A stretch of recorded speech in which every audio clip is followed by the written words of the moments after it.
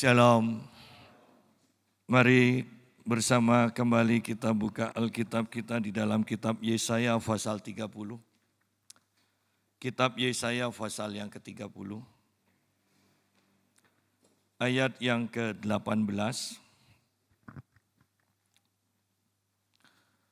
Tadi pagi kita sudah membahas ayat yang pertama sampai ayat yang ke-17. Bahwa bangsa Yahudi, umat kepunyaan Allah, ketika dikepung atau diserang oleh musuhnya, mereka bukannya datang kepada Tuhan, tetapi mereka datang atau meminta pertolongan kepada Mesir. Dan mereka pergi ke Mesir bukan atas dorongan Roh Kudus, tetapi atas inisiatif sendiri. Sehingga ketika mereka melakukan atas inisiatif sendiri, yang terjadi adalah mereka itu menambah dosa mereka di hadapan Tuhan. Dan lebih parahnya lagi, bangsa Mesir di mana mereka sudah menerima harta benda dari umat Allah ini. Karena umat Allah meminta pertolongan, ternyata bangsa Mesir Tuhan buat mereka tidak bisa berbuat apa-apa. Sehingga ayat 7 mengatakan, Tuhan mengatakan atau menamai Mesir itu Rahab yang dibuat menganggur. Ya, jadi Mesir sama sekali tidak bisa memberi pertolongan kepada umat Tuhan. Nah, yang kedua adalah umat Tuhan tidak mau menerima pengajaran Tuhan. Mereka inginnya mendapatkan penghiburan. Mereka inginnya selalu mendapatkan kata-kata yang menguatkan, yang membolehkan. Ya, sekalipun itu bukan dari Tuhan, yang penting membuat hati mereka senang. Mereka tidak mau diajar hal-hal yang benar yang mendatangkan manfaat. Mereka hanya ingin mendengar hal-hal yang manis didengar. Ya, sekalipun itu adalah kebohongan. Dan kemudian yang ketiga, umat Tuhan itu tidak bisa menanti-nantikan Tuhan. Mereka inginnya cepat dalam mendapatkan pertolongan. Mereka inginnya cepat. Tetapi dikatakan bahwa kecepatan mereka itu hanya akan membuat mereka lenyap. Oleh karena itu tiga hal ini membuat Tuhan marah kepada umatnya sendiri. Dia tidak menolong umatnya, dan bahkan janji di mana seharusnya umat Tuhan itu satu orang bisa mengalahkan dan membuat takut 1000 musuhnya, justru terjadi kebalikannya.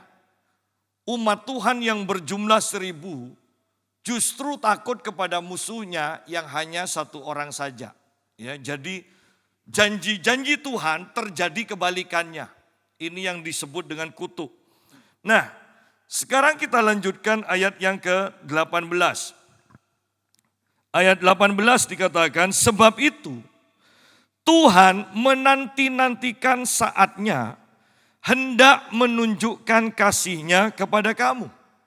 Sebab itu Ia bangkit, hendak menyayangi kamu. Sebab Tuhan adalah Allah yang adil. Berbahagialah semua orang yang menanti-nantikan Dia. Jadi di sini kita melihat bahwa sebenarnya keinginan Tuhan itu adalah menolong umatnya. Sebenarnya keinginan Tuhan itu menunjukkan kasih-Nya kepada umatnya. Dan sayangnya umatnya itu tidak menanti-nantikan Tuhan. Padahal Tuhan menanti-nantikan waktu yang tepat. Artinya bahwa Tuhan menanti-nantikan waktu di mana umatnya itu percaya, berserah kepada Tuhan. Tetapi justru umat Tuhan banyak mempunyai ide-idenya sendiri dan menjalankannya. Umat Tuhan tidak mengandalkan Tuhan. Umat Tuhan ingin cepat selesai masalahnya. Dan akibatnya justru Umat Tuhan mengalami kekalahan dan menjadi tawanan. Ayat 18 kembali di sini kita perhatikan. Sangat luar biasa. Tuhan ingin umatnya menanti-nantikan dia. Tetapi umatnya tidak mau menanti-nantikan dia. Sebaliknya Tuhan itu sedang menantikan umatnya itu diam. Supaya dia bisa menunjukkan kasihnya. Supaya dia yang bertindak. Tetapi umat Tuhan ternyata tidak bisa diam. Tidak bisa menanti-nantikan Tuhan. Mereka penuh dengan ide-ide. Mereka penuh dengan pekerjaan-pekerjaan yang harus segera mereka kerjakan. Sebab itu Tuhan menanti-nantikan saatnya, hendak menunjukkan kasih-Nya kepada kamu. Sebab itu Ia bangkit hendak menyayangi kamu. Sebab Tuhan adalah Allah yang adil, berbahagialah atau diberkatilah semua orang yang menanti-nantikan Dia. Bukankah ayat ini sangat luar biasa? Tuhan ternyata menantikan waktu di mana Dia hendak menunjukkan kasih-Nya. Hendak menyayangi kita. Tetapi kita yang tidak bisa sabar. Kalau kita perhatikan beberapa ayat di dalam kitab Mazmur, ini seringkali saya sampaikan. Mazmur 115. Saya akan baca dengan cepat saja.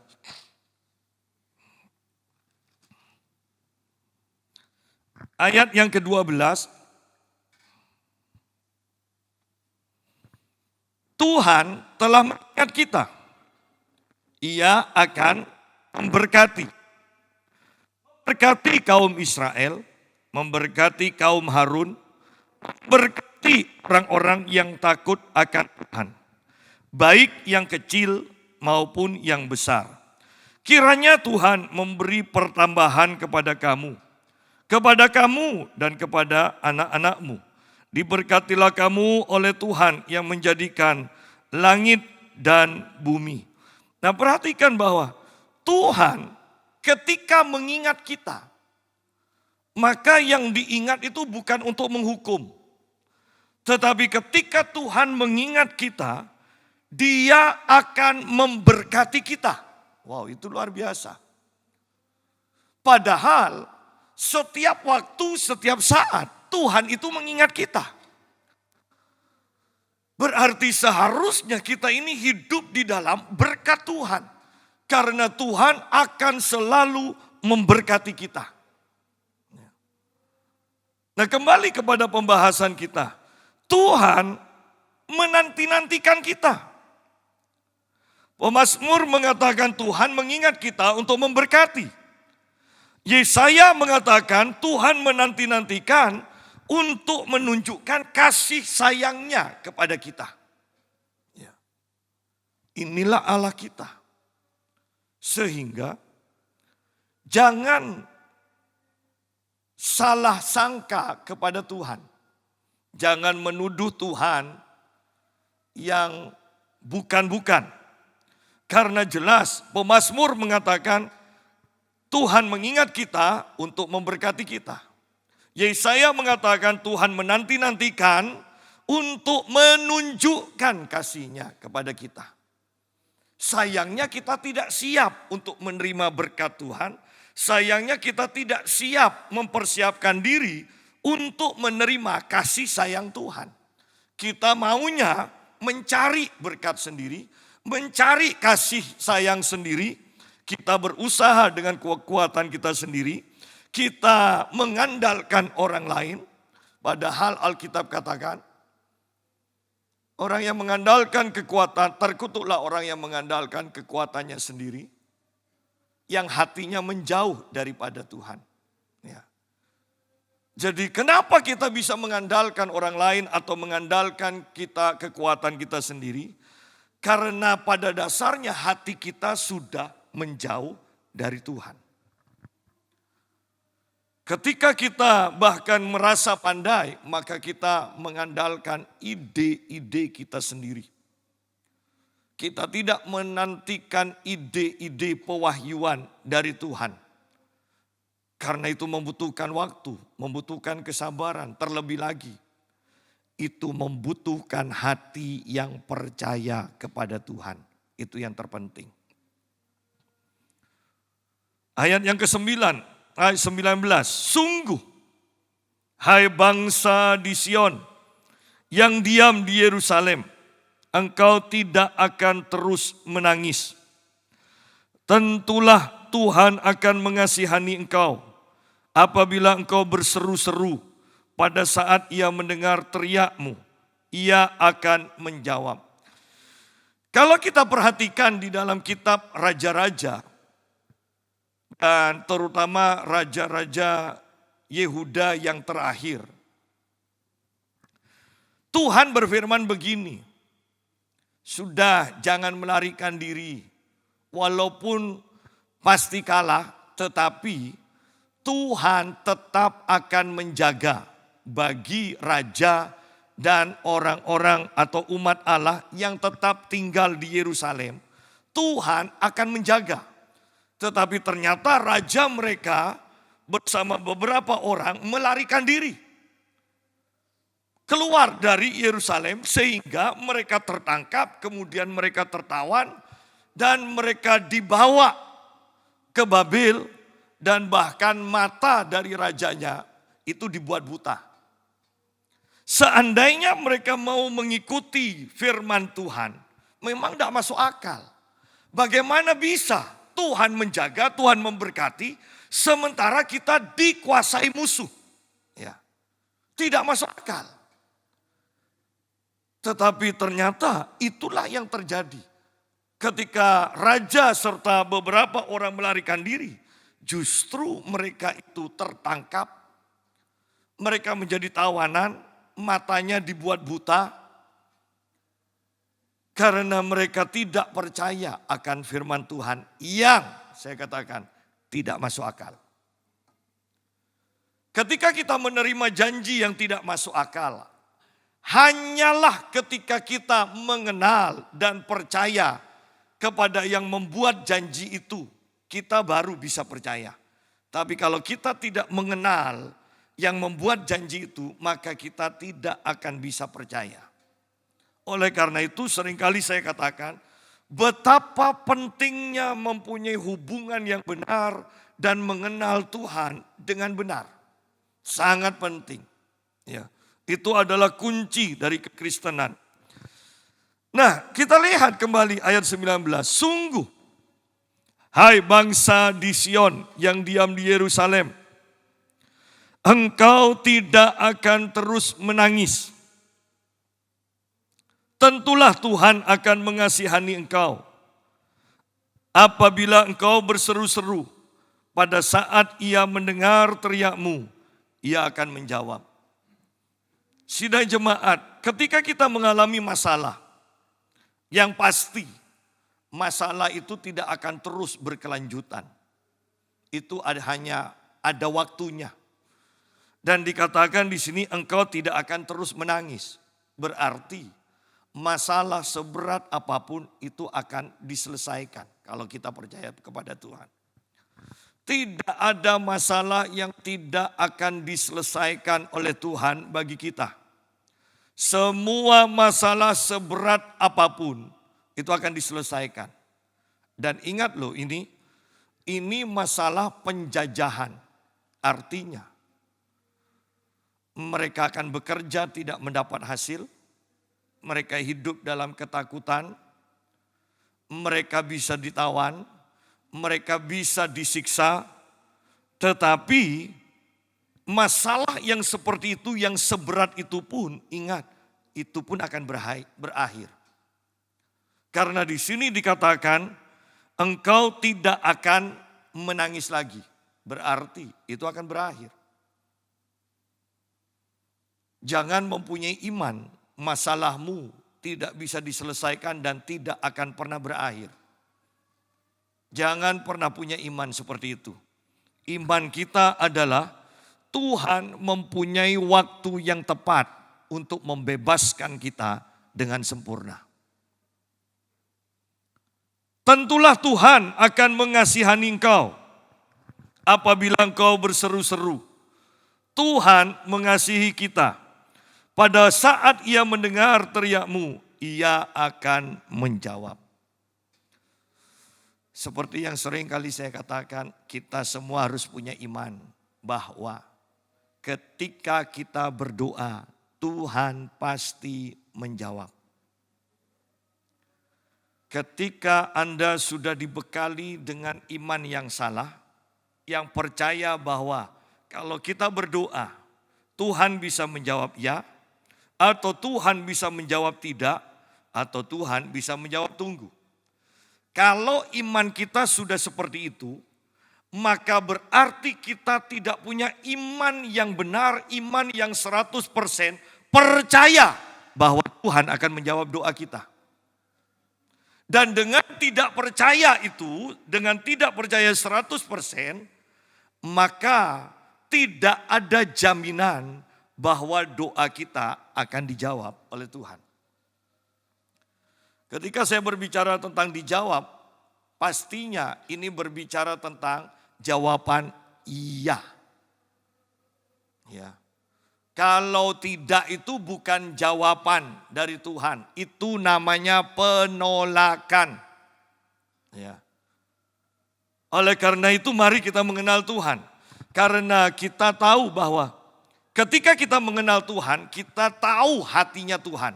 Sehingga dengan demikian kita bisa yakin bahwa apa yang kita minta itu sesuai dengan hati Tuhan, tidak bertentangan. Ya. Pada saat Ia mendengar teriakmu, pada saat Ia mendengar doamu, Tuhan akan menjawab. Ya. Dan walaupun Tuhan memberi kamu roti dan air serba sedikit, namun pengajarmu tidak akan menyembunyikan diri lagi, tetapi matamu akan terus melihat Dia, dan telingamu akan mendengar perkataan ini dari belakangmu. Inilah jalan, berjalanlah mengikutinya, entah kamu menganan atau mengiri.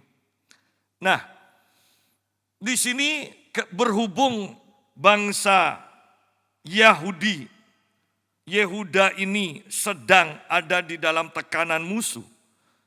Secara ekonomi mereka kekurangan. Ya. Tetapi marilah kita semua juga menyadari bahwa yang terpenting itu adalah pengajarmu. Tuhan menyatakan diri kepada kita. Bahwa kehadiran Tuhan lebih penting daripada hal-hal yang jasmani. Setiap orang Kristen, setiap orang yang percaya bahwa dirinya adalah manusia rohani, harus membekali dengan kebenaran ini. Bahwa Tuhan atau kehadiran Tuhan itu lebih penting dari semua hal-hal yang jasmani. Nah, orang yang bersifat jiwani dan kedagingan tidak akan bisa menangkap dan tidak bisa mengerti dan tidak bisa menerima apa yang saya nyatakan sekarang. Namanya orang hidup di dunia, pastilah makanan dan minuman, harta itu lebih penting daripada yang tidak kelihatan, yaitu Tuhan. Oh, tidak bisa. Ada orang yang mengatakan, oh iya, saya percaya Tuhan lebih penting daripada hal-hal yang jasmani. Tetapi melalui tindakan kita bisa melihat bahwa sebenarnya banyak orang tidak mengutamakan Tuhan. Nah, kalau mau diterapkan juga kebenaran ini ayat 20 dan 21. Bahwa ketika kita berpuasa, mengurangi makan, mengurangi minum, maka manusia rohani kita, hati kita akan memiliki kepekaan, ketajaman sehingga kita mampu melihat Tuhan. Artinya bahwa ketika kedagingan kita ditekan, ketika kedagingan kita dihancurkan, maka manusia roh kita itu menjadi semakin kuat. Dan karena manusia roh kita semakin kuat, di sanalah kita bisa melihat Tuhan dengan jelas atau dengan lebih jelas daripada biasanya. Jadi berpuasa itu bukan supaya kita keluar dari masalah. Bukan itu tujuan utamanya. Berpuasa itu supaya daging kita dihancurkan, manusia roh kita muncul semakin kuat, sehingga kepekaan kita, ketajaman kita akan Tuhan itu lebih meningkat. Dan dengan demikian kita bisa menselaraskan diri dengan kehendak Tuhan. Kehendak Tuhan itu apa? Kehendak Tuhan adalah memberkati kita, mengasihi kita, menunjukkan kasih sayangnya kepada kita. Artinya bahwa ketika kita berpuasa, maka yang terjadi sebenarnya adalah kita masuk ke dalam jalurnya Tuhan. Kalau awalnya kita ada di jalur kita sendiri, maka ketika kita berpuasa kita pindah jalur, yaitu ke jalurnya Tuhan. Jalurnya Tuhan apa? Jalur berkat. Ya. Jadi itu sangat luar biasa. Kembali kepada ayat yang ke-20. Dan walaupun Tuhan memberi kamu roti dan air serba sedikit, namun pengajarmu tidak akan menyembunyikan diri lagi. Buat apa memiliki makanan yang banyak, air yang melimpah, tapi kita tidak mampu melihat Tuhan. Tuhan menyembunyikan diri bagi kita. Padahal Tuhan adalah sumber kehidupan. Mau disebut apa lagi?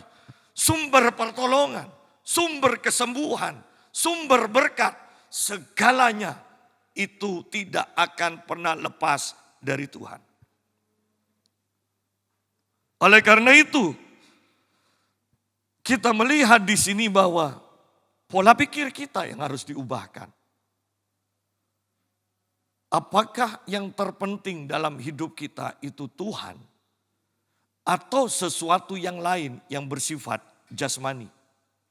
Ingat, kadang pengakuan kita benar, tetapi tindakan kita membuktikan bahwa apa yang kita percayai itu sebenarnya kita percaya pada hal yang salah. Ya.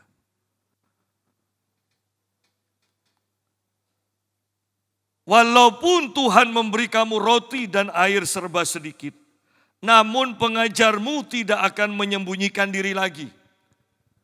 Bahwa Tuhan lebih penting dari hal yang jasmani. Kemudian kalau kita perhatikan kebenaran ini, maka itu akan membentuk kita sehingga ketika kita kekurangan, kita tidak akan bersungut-sungut. Kenapa?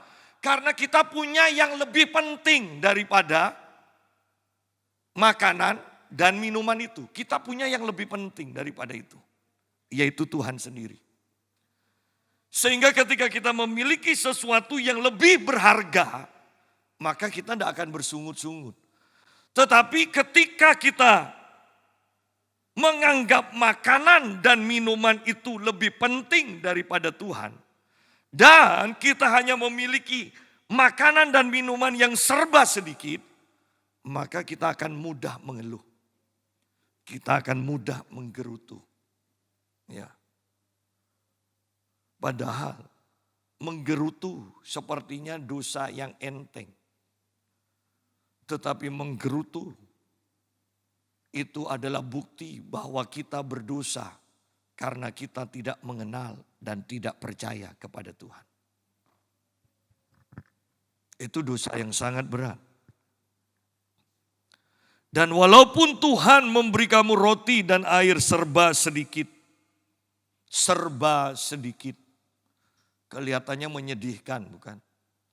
Tetapi ingat, ayo berpikir seperti apa yang Tuhan pikirkan.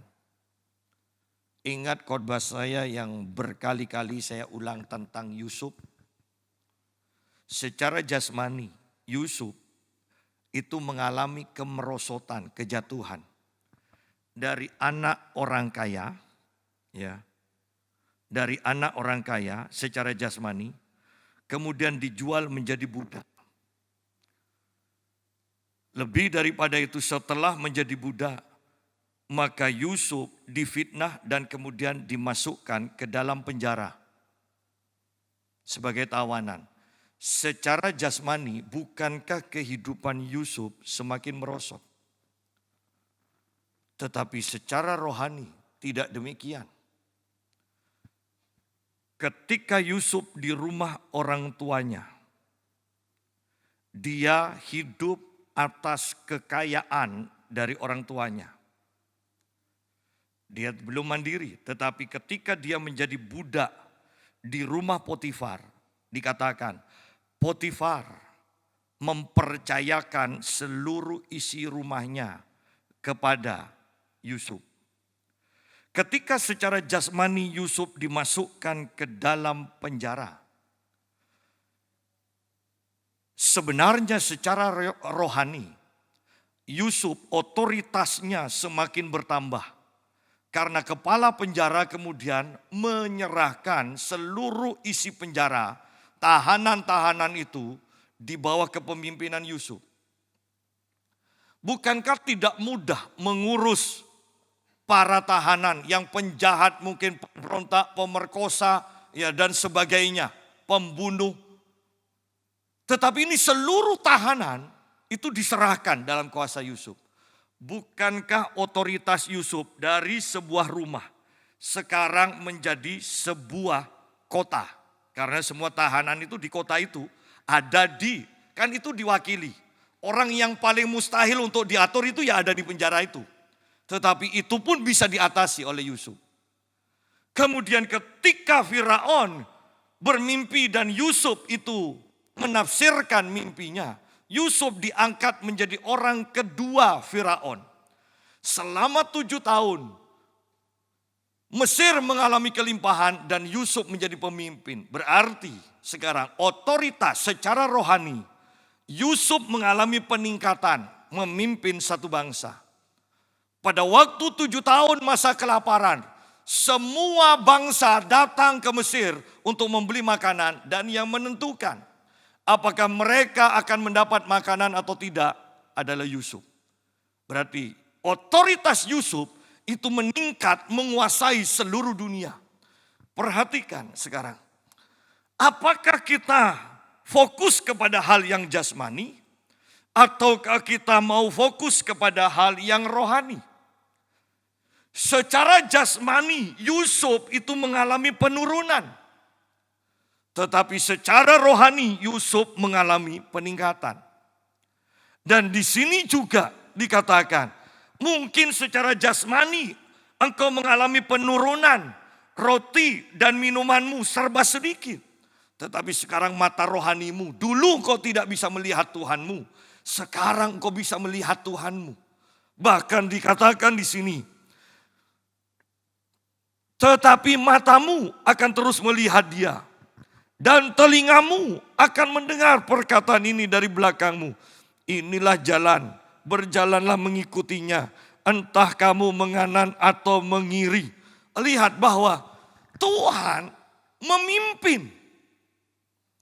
Tuhan menunjukkan jalan mana, jalur mana yang harus ditempuh. Dan ketika kita mentaatinya, saya mau katakan, itu adalah jalur berkat. Itu jalur kehidupan, itu jalur kemenangan, itu jalur kesembuhan, itu jalur kemerdekaan. Tuhan yang memimpin, Tuhan yang berbisik, Tuhan yang mengarahkan kita. Bukankah itu lebih penting dari semuanya? Ketika bumi dan segala isinya sedang menuju kesudahannya, artinya akan menjadi lenyap. Akan dimusnahkan sampai lenyap. Ingat, hanya firman yang akan tetap teguh lamanya. Selama kita mempunyai firman, secara bersamaan ketika bumi dan seluruh isinya sedang dihancurkan, maka kita sedang dipulihkan dan disempurnakan. Ketika kita memiliki firman.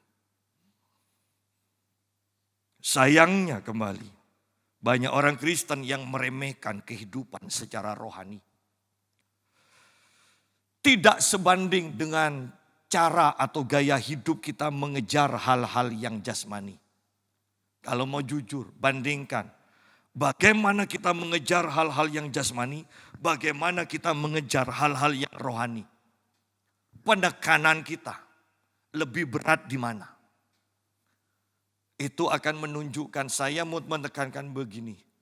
Ingat, pada akhirnya yang jasmani itu akan dimusnahkan sampai lenyap. Semakin engkau mempunyai, semakin banyak yang hal jasmani itu yang akan dilenyapkan. Bukankah pada waktu itu lenyap atau hilang dari kita, itu akan semakin menyedihkan. Tetapi ketika kita memiliki firman, memiliki Tuhan, itu kekal. Semakin kita mengenal Tuhan, semakin Tuhan tidak akan pernah hilang dari kita. Dan itu adalah hal yang sangat-sangat menyenangkan. Itu adalah hal yang sangat berharga. Ayat 22. Engkau akan menganggap najis patung-patungmu yang disalut dengan perak atau yang dilapis dengan emas. Engkau akan membuangnya seperti kain cemar sambil berkata kepadanya, keluar. Bahwa ketika kita melihat Tuhan kita, mendengar suaranya, mengikuti pimpinannya, maka secara otomatis, tanpa dipaksa, kita akan menjauhkan segala berhala dari kita, dari hidup kita. Ini tanpa disuruh loh. Engkau akan menganggap, engkau yang menganggap najis patung-patungmu yang disalut dengan perak atau yang dilapis dengan emas. Engkau akan membuangnya seperti kain cemar sambil berkata kepadanya, keluar. Perhatikan di sini bahwa ketika kita mengenal Tuhan yang benar, maka dengan keinginan diri kita sendiri, pertama, pikiran kita diubahkan. Menganggap awalnya berhala ini, patung-patung ini emas, harta, ya kan? Kan sekarang berhalanya berupa kekayaan kebanyakan. Ya. Kita menganggap bahwa patung-patung itu tidak berguna. Kemudian kita sendiri membuang seperti kain cemar. Bahkan kita bisa sampai dalam taraf jijik. Kain cemar itu artinya bahasa kasarnya softtek yang sudah dipakai. Bukan yang baru dibeli di toko. Padahal orang laki aja suruh beli aja di toko. Malunya setengah mati itu. Ya. Apalagi ini sudah dipakai. Nah, seperti itu sikap kita kepada berhala-berhala yang dulunya kita puja-puja. Ya, seperti itu. Kalau ada hobi yang sampai kita puja-puja, kalau diperhadapkan hobi kesenangan kita dengan Tuhan, mungkin kita katakan, alah Tuhan kan bisa ditemui. Ya, minggu depan masih ada. Tapi kalau ini kesempatan ini, pertandingan ini kan tidak akan terulang lagi. Mungkin kita mengatakan seperti itu. Ya. Tetapi, dan saya mau katakan, kalau ada orang yang memberitahu bahwa sikapnya tidak benar, yang mengutamakan hobi, mengutamakan kekayaan, mengutamakan hal yang jasmani dibandingkan Tuhan. Kalau ada yang memberitahukan hal itu tidak benar, tanpa orang itu pernah melihat Tuhan dan kenal Tuhan, maka orang itu akan marah pada kita. Bukannya menurut. Oleh karena itu pentingnya mempunyai hubungan pribadi dengan Tuhan. Sehingga dengan sadar, ya, karena pola pikir kita diubahkan. Dengan kemauan sendiri, dikatakan engkau akan menganggap najis patung-patungmu yang disalut dengan perak atau yang dilapis dengan emas. Sudah tidak usah lihat patungnya, lihat emasnya. Anda bisa bayangkan di sini sampai dalam taraf itu. Menganggap emas itu najis. Loh, Artinya menganggap bahwa benda yang paling berharga tetap tidak bisa mengalahkan Tuhan yang hidup itu. Dan itu hanya bisa didapatkan ketika mata rohani kita terbuka. Ketika telinga rohani kita tajam mendengar suara Tuhan. Tanpa kedua hal itu, selamanya kita akan menganggap hal-hal yang jasmani lebih penting, lebih berharga, dan lebih nyata daripada hal-hal yang rohani. Kembali, saya tidak akan bosan-bosannya bahwa kita harus mengenal dan punya hubungan yang benar dengan Tuhan. Bukan hanya sekedar liturgi. Itu yang harus kita miliki. Apalagi ini sudah akhir zaman. Ayat 23. Setelah itu dikatakan lalu Tuhan akan memberi hujan bagi benih yang baru kamu taburkan di ladangmu. Dan dari hasil tanah itu kamu akan makan roti yang lezat dan berlimpah-limpah.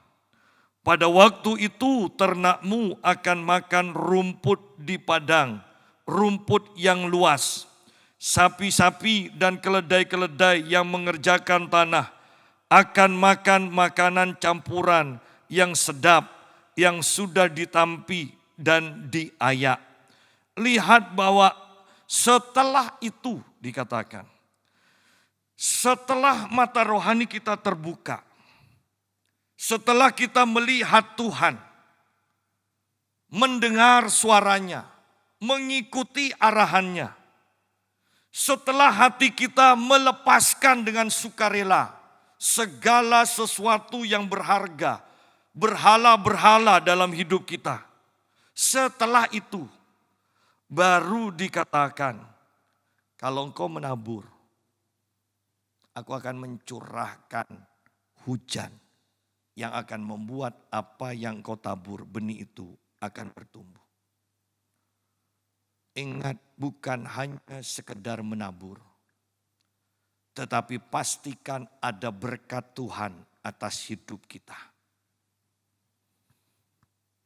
Kalau kita hidup di dalam kutuk, mau menabur bagaimanapun, ya, mau menabur bagaimanapun kalau tidak ada hujan, maka benih itu tidak akan tumbuh. Pastikan bahwa hidup kita ada di dalam berkat Tuhan. Sehingga apa yang kita tabur, apa yang kita kerjakan, itu akan menghasilkan. Ya. Ada orang-orang yang bekerja, tetapi dan dikatakan, alah Pak Yusa kalau bekerja pasti menghasilkan. Oh iya. Tetapi kalau ada belalang, belalang pelahap, belalang pelompat, belalang pengerip, bukankah semuanya juga habis? Kita bekerja, gaji 4 juta lah. Atau Anda katakan, wah enggak saya diberkati, gaji saya 10 juta. Tapi setiap bulan masuk rumah sakit 5 hari. Bagaimana? Tekor juga. Ya, tekor juga. Oleh karena itu betapa pentingnya kita hidup di dalam berkat Tuhan. Sehingga apa yang kita tabur, apa yang kita kerjakan, itu akan bertumbuh, itu akan berbuah. Di sini bahkan dikatakan, dan dari hasil tanah itu kamu akan makan roti yang lezat. Bahwa kita akan makan dulu makanan kita, rotinya serba sedikit. Sekarang ini bukan hanya rotinya banyak, tetapi rotinya lezat sekarang. Ya, orang kalau sudah agak kaya, bukan hanya sekedar banyak yang dipikir sekarang. Enak apa enggak? Iya kan? Kan kalau orang enggak mampu itu besok makan apa? Ya. Kemudian lebih mampu lagi, besok makan di mana? Nah, sudah beda kan? Berarti kita sudah milih, ini yang terkenal, ini yang katanya orang enak, itu yang kita makan. Jangan naik lagi, karena kalau naik lagi itu kejam. Besok makan siapa, itu repot. Ya, jangan, berhenti makan di mana aja. Jangan sampai makan siapa. Ya. Nah, kita lihat di sini bahwa ketika kita hidup dalam berkat, apa saja yang kita kerjakan Tuhan berkati. Itu akan mendatangkan pertumbuhan dan kita akan masuk di dalam kenikmatan. Di sini dikatakan bahwa kamu akan makan roti yang lezat dan berlimpah-limpah. Berarti ada lebih dong. Ya, ada lebih. Kalau makan itu, kalau makan kemana-mana, jangan terlalu takut. Jangan terlalu takut. Tuh, nanti tidak cukup, nanti terlalu mahal. Sudahlah, kalau banyak orang yang masuk, berarti Anda juga pasti bisa bayar. Karena Tuhan berkati kita. Ya, jangan selalu di kaki 5 terus. Akhirnya seperti orang-orang kan lucu kan. Demo ada pizza di sini di Pamekasan demo. Dan coba isinya benar, masuk akal, saya enggak masalah loh dengan demo. Tetapi katanya pizza mematikan usaha kecil, usaha kaki 5. Loh, apa hubungannya? Konsumennya pizza dengan kaki 5. Apa hubungannya pizza yang ratusan ribu dengan nasi rames 5 ribuan? Tidak ada hubungannya. Ya. Tetapi saya mau tekankan kembali bahwa ketika engkau diberkati Tuhan, pasti akan ada orang yang iri kepadamu. Jangan sampai kita yang iri pada orang. Ya, tetapi biarkan orang lain yang iri kepada kita. Membuktikan bahwa kita lebih diberkati daripada mereka. Ya. Nah, mari kita lanjutkan kembali. Ayat 24. Sapi-sapi dan keledai-keledai yang mengerjakan tanah akan memakan makanan campuran yang sedap yang sudah ditampi dan diayak. Karena ini fokusnya adalah pertanian, kemudian ada yang mengerjakan. Di sini dikatakan sapi, keledai itu yang mengerjakan. Tetapi karena kita sekarang berbicara perusahaan zaman sekarang, perusahaan, toko dan sebagainya. Mari kita mulai berpikir bahwa ketika Tuhan memberkati kita, keinginan Tuhan juga adalah orang-orang yang bekerja kepada kita itu menikmati hasil yang kita terima juga. Jangan sampai kita bisa hidup bermewah-mewah sedangkan karyawan kita ya kemudian terima gaji tanggal 1, tanggal 7 sudah habis. Ya. Jangan, dan bahkan saya mau tekankan begini. Biasakan untuk memperhatikan karyawan atau bawahan kita. Biasakan untuk memberi kepada orang-orang di bawah kita. Saya punya pembantu. Tetapi tidak pernah saya atau istri saya kalau jam makan kami menyediakan untuk pembantu. Apa yang kami makan itu yang pembantu makan. Pak, nanti habis. Tidak mungkin, asal jangan dibawa pulang. Ya. Kalau memang suka, besok buat lagi. Kalau masih suka, buat lagi. Saya percaya kalau sudah dibuatkan yang sama di hari ke-7, tidak akan disentuh seenak apapun. Artinya yang saya mau katakan bahwa, ayo jangan takut melihat karyawan kita itu senang. Kita harus belajar melihat karyawan kita senang. Semakin kita memperhatikan karyawan kita, sehingga karyawan itu enak, menikmati. Saya mau katakan, Tuhan akan semakin memberkati kita. Tuhan akan semakin memberkati kita. Ya. Saya suka fitness. Dan kadang saya lihat orang yang sungguh-sungguh latihan, tetapi kemudian cerita, iya om enak, kalau saya beli kreatin aja, 1 porsi itu saya jadikan 2. Saya katakan diminum 2 kali. Saya katakan tidak mungkin ada hasilnya. Bagaimana lagi om? Kenapa kok tidak beli amino aja kemudian diikat, dicelupkan, airnya kemudian diminum sekali. Besok kemudian sisanya disimpan, besok mau latihan celupkan lagi. Pakai amino celup aja sekali. Ya.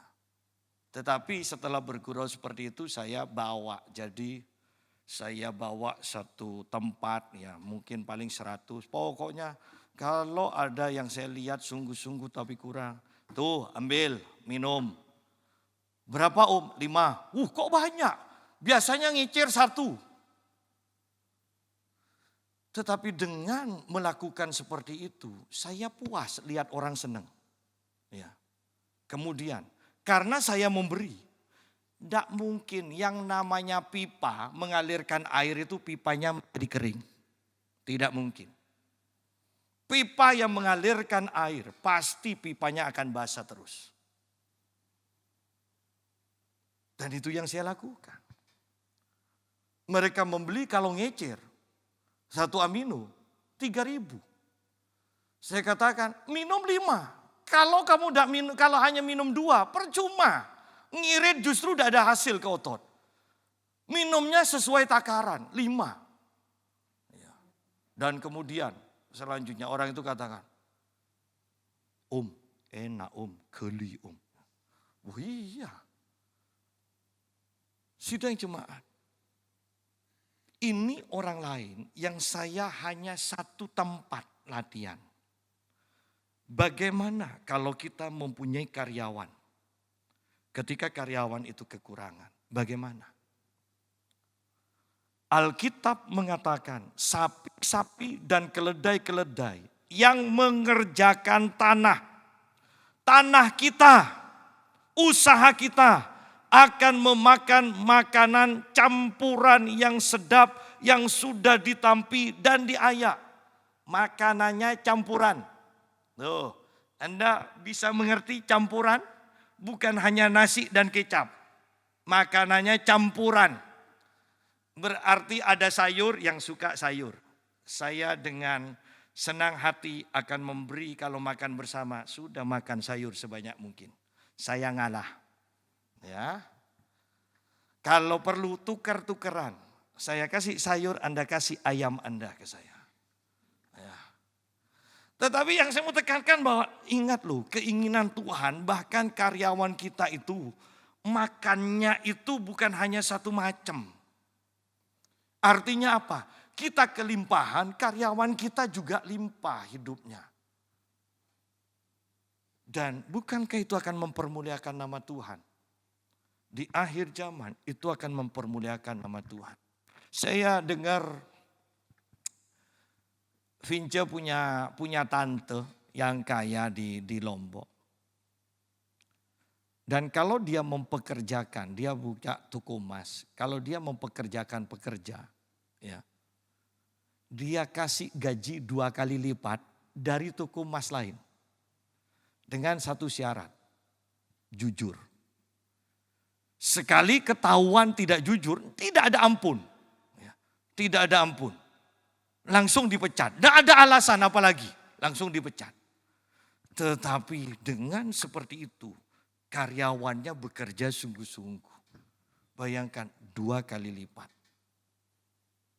Ya. Pak Yusa bangkrut. Loh, iya kalau Anda baru buka usaha bangkrut. Kalau ngasih gaji 2 kali lipat seperti itu. Tetapi yang saya mau katakan, bukankah Anda sudah ikut Tuhan dan Anda mulai merintis, kemudian sekarang usaha Anda mantap.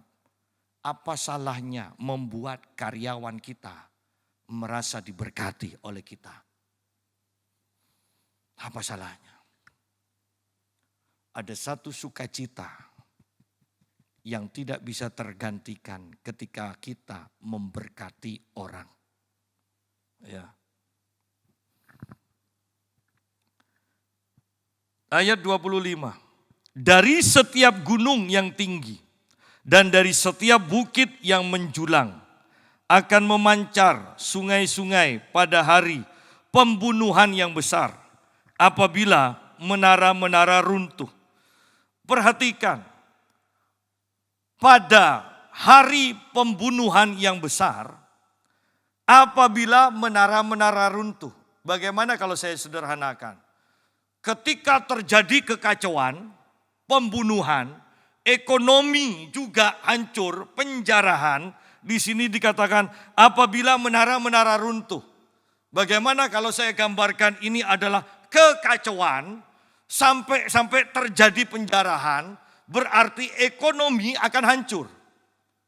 Dan yang terjadi pada waktu itu adalah di sini dikatakan dari setiap gunung yang tinggi dan dari setiap bukit yang menjulang akan memancar sungai-sungai pada hari pembunuhan yang besar apabila menara-menara runtuh. Artinya bahwa sekalipun keadaan kita sudah mengalami kehancuran seperti itu, ada berkat dari tempat yang tinggi. Orang-orang yang mungkin orang-orang yang lebih kaya, orang-orang dari negara lain yang mungkin masih dalam keadaan aman dan terlindungi.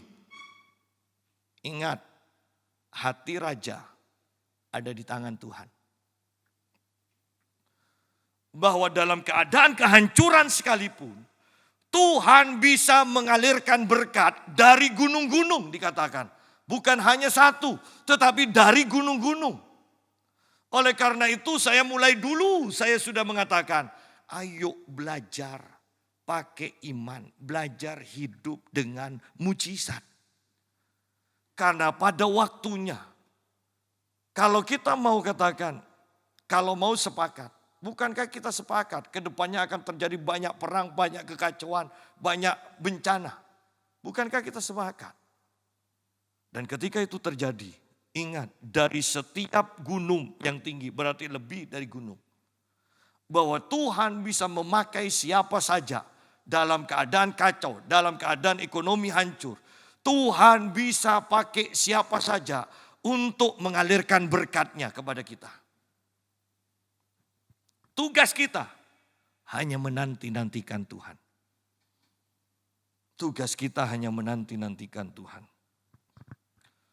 Ayat 26, maka terang bulan purnama akan seperti terang matahari terik, dan terang matahari terik akan 7 kali ganda, yaitu seperti terangnya 7 hari. Pada waktu Tuhan membalut luka umat-Nya dan menyembuhkan bekas pukulan. Pada waktu Tuhan memulihkan, Tuhan akan memberikan pelipat gandaan. Pada waktu Tuhan memulihkan kita, pada waktu kita mengutamakan Tuhan daripada hal-hal yang jasmani, maka Tuhan sedang mempersiapkan dan mengalirkan berkat. Bukan hanya 2 kali ganda, dikatakan 7 kali lipat. Sidang jemaat, ini yang Tuhan sediakan. Oleh karena itu tadi pagi saya katakan, betapa pentingnya firman Tuhan. Ketika kita mengetahui firman Tuhan, janji-janji Tuhan yang tidak mungkin batal dan tidak mungkin gagal, maka dalam keadaan apapun kita akan tenang. Dan dalam keadaan tenang itu, Alkitab katakan di ayat yang ke-15, terletak kekuatanmu, dikatakan. Engkau tetap akan kuat. Ketika orang-orang sudah letih lesu, engkau tetap akan kuat. Dan engkau akan semakin menjadi terang di tengah-tengah kegelapan. Tuhan memberkati. Mari kita berdoa.